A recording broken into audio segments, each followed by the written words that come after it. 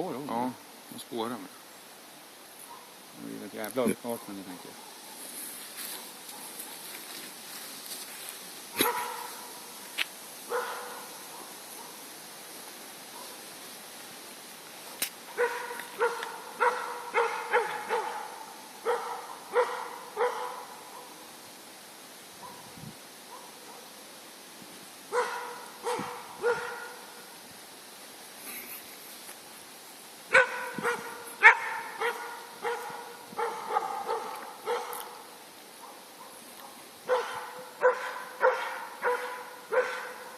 Han har inte stått igång heller. Nej, jag tänkte att jag ser att den här den uppför sig inte riktigt som den ska. Nej, ja. Och då får de en lite till och jobba med.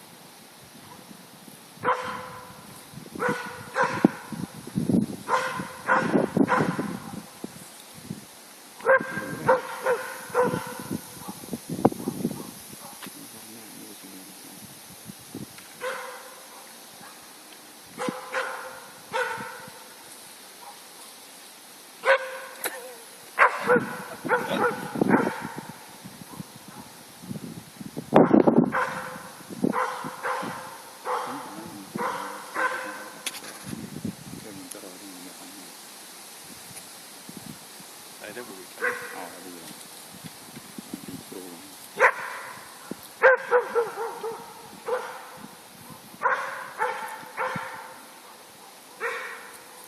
Vad fan?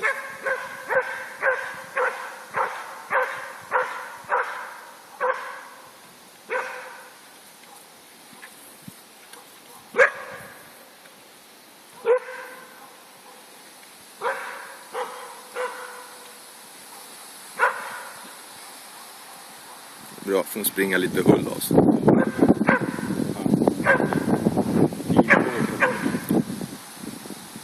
finns en Bofors-modell. Så. Jag brukar säga det, jag vet inte om lite kärr eller vad som helst. Det ska ha en egen ras.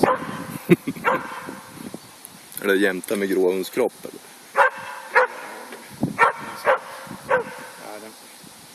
Ja, man kan säga att bred, om så in i hälsa.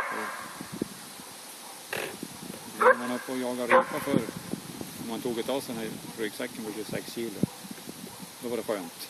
Jag kan tänka mig hundar som är sådär, de ska springa med den där, de ska ha sommarhull. Vad fan ska man ha sommarhull?